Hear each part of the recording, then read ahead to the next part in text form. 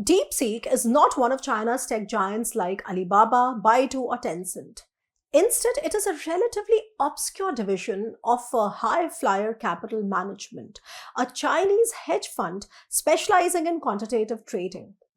Yet, this little-known startup has unexpectedly emerged at the forefront of AI research, challenging the notion that China can only imitate rather than innovate. What has caught global attention is not just that DeepSeek may be outperforming Alibaba, Baidu, or Tencent. It is the possibility that it could rival OpenAI or Llama. But is that truly the case? The Chinese Communist Party, or the CCP, prioritizes shaping narratives, and if the world accepts China's version of events at face value, it actually only serves the party's interests. While there are valuable insights to be gained, understanding them requires careful and contextual analysis. Let's look at the key questions here. How much of DeepSeek's advancements are genuinely original and how much is copy-pasted? And more importantly, what does this reveal about the evolving global digital landscape, where the US fights to maintain its dominance while China pushes forward with innovations to close the gap? But first, what is the DeepSeek story? Liang Wenfeng, one of the co-founders of DeepSeek's parent company, High Flyer Capital Management, launched this startup with the goal of developing broadly applicable generative AI models. The first model debuted on 2nd November 2023. However, at that time, it barely made an impact. Do you remember hearing anything about it? In fact, 2022 and 2023 were defined by the Biden administration's intensified efforts to safeguard US dominance in advanced semiconductors. And this is a topic that I will come back to when I'm discussing export controls later in the video. DeepSeek's second attempt with V3 also kind of failed to generate significant global buzz. But then came its third and arguably most ambitious breakthrough, the reasoning model R1. While AI enthusiasts perhaps knew about its significance early on, what truly propelled DeepSeek into the global spotlight wasn't just the innovation itself. Instead, it was the reaction on the Wall Street, particularly the sharp fall in Nvidia stocks, the leading US AI chip maker. That is when the conversation shifted and Donald Trump weighed in with his signature remarks. And that's when DeepSeek officially arrived. The timing was ironic, to say the least. Just days before, Trump had unveiled his $500 billion worth plan to secure America's lead in AI. But as DeepSeek's model demonstrated the ability to run efficiently on personal MacBooks, the real question emerged. Why pour $500 billion into an AI arms race when China appears to be achieving breakthroughs almost for free? So, how on earth did DeepSeek do it? Allegations of outright cyber espionage or cyber theft may be unsubstantiated, but DeepSeek did engage in enough copy-pasting. The company reportedly found a way to interact with ChatGPT system at scale, logging vast amounts of interactions and using that data to train its own model, drastically cutting costs in the process. However, the story runs deeper.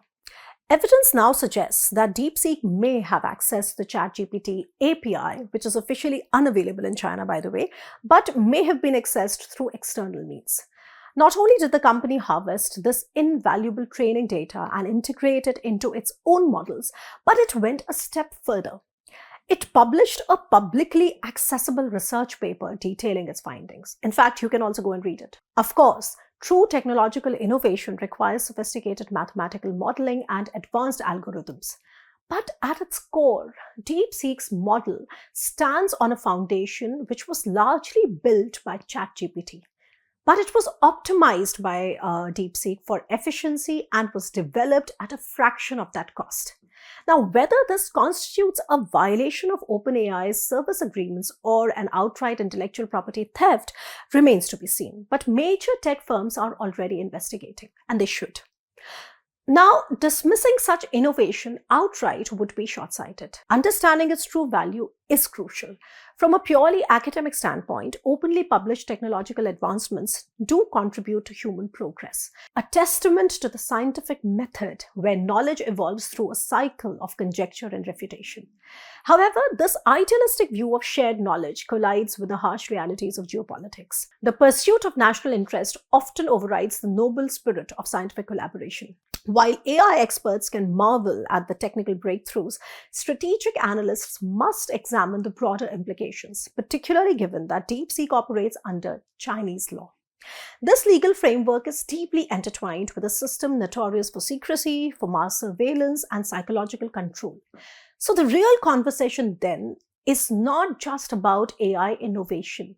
It is as much about geopolitical and ethical consequences of technological power in the hands of an opaque regime. And there is more. What nobody is talking about yet is the leak in US export controls that proved to be the real game changer. Now, to understand this, we need to kind of rewind to the Biden administration's October 2022 export controls on advanced chips. Now, these restrictions were designed to regulate the sale of semiconductors based on their processing power, ensuring that cutting-edge AI chips wouldn't fall into Chinese hands. But what the policy failed to anticipate was the diversion of NVIDIA chips to DeepSeek. Now, I'll explain this better, and you must pay attention here. At the heart of this issue is NVIDIA's built-in compartmentalization system. Now, in simple terms, to account for potential manufacturing defects, NVIDIA designed its chips so that specific sections could be activated or deactivated as and when needed, rather than scrapping an entire chip in case there is a problem. While this was meant to be a safeguard, frankly, it actually became a loophole in the case of China. The compartmentalization feature allowed certain chips to be classified as lower capability models and therefore eligible for export. Now, as a result, China received the H800, which is technically an older generation chip, while the US continued using the H100, its most advanced version. So, if you understand correctly, what I'm trying to say is that the distinction between the two, which is H800 and 100, is more of a regulatory workaround than a genuine technological gap. NVIDIA's H800 is strategically compartmentalized in a way that potentially allows it to function almost identically to the H100. In short, it means that China effectively gained access to high-performance AI chips despite the export controls. And so, between October 2022 and October 2023, exporting H800 chips to China was entirely legal. Not only DeepSeek, but many other Chinese firms seized that opportunity, stockpiling these chips in anticipation of future restrictions. And they were right. By the time the fiscal year closed in early 2024, NVIDIA had already sold $100 billion worth of these chips to China. Now that the initial shockwave of DeepSeek's rise is beginning to settle, these details are coming to light and are being widely debated and discussed. Questions are mounting over the claim that DeepSeek developed its breakthrough AI model with a mere $5 million. And as OpenAI and Microsoft complete their investigations into possible intellectual property violations, even more loopholes may emerge. We'll have to wait and watch.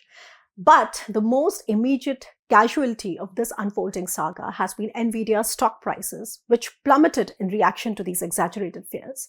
For investors, by the way, this dip presents a golden opportunity. Given market indicators, NVIDIA shares are likely to rebound and skyrocket once again. So if you want to buy them now. For the Trump administration, these revelations provide tangible lessons for future export controls. The next set of restrictions will likely focus on closing technical loopholes and adopting a more comprehensive strategy to cut China off from critical AI hardware. So, an export control that anticipates potential workarounds is something that the Trump administration must be looking at. Now, it seems increasingly likely that DeepSeek or other Chinese firms won't be able to pull off the same innovative magic under more tightened restrictions unless China successfully develops its own version of the H100 chip. Now, that, however, is only a matter of time. Meanwhile, if the US's export controls work as intended, its technological lead will continue to widen, keeping China in catch-up mode for the foreseeable future. What else? In the long run, DeepSeek's demonstration of innovative efficiency will serve as a case study for the broader AI community, offering insights into how to develop powerful models at lower costs and perhaps in a more ethical manner. But beyond technology, there is the political dimension. This is where regulation comes into play. However, just as economic sanctions often backfire, over-regulation risks stifling the very players it aims to protect, creating an environment where research becomes too expensive to remain competitive. The European model here is a cautionary tale. That's exactly what is wrong with Europe today. Despite being a leader in technological innovation, it remains hamstrung by its own excessive regulations, preventing it from truly competing at scale. Now, where does India stand in all of this? The short answer is nowhere. But India's relevance to this conversation lies in the ongoing brain drain to Silicon Valley. The issue isn't a lack of talent. India produces some of the world's best engineers and researchers and scientists. The issue here is the absence of an ecosystem that offers the same level of professional growth and financial rewards as the West. It would be rather repetitive and redundant to keep highlighting the chronic lack of R&D investment, a problem that affects nearly every sector of India's technological progress. Instead, the most optimal solution for India is to actively collaborate with trusted partners and participate in shaping the emerging digital order rather than attempting to go solo. As for the future, it remains fluid, unfolding in ways that are yet to be fully understood. I will be back to discuss just how the debate around DeepSeek, AI, and national security evolves. Stay tuned.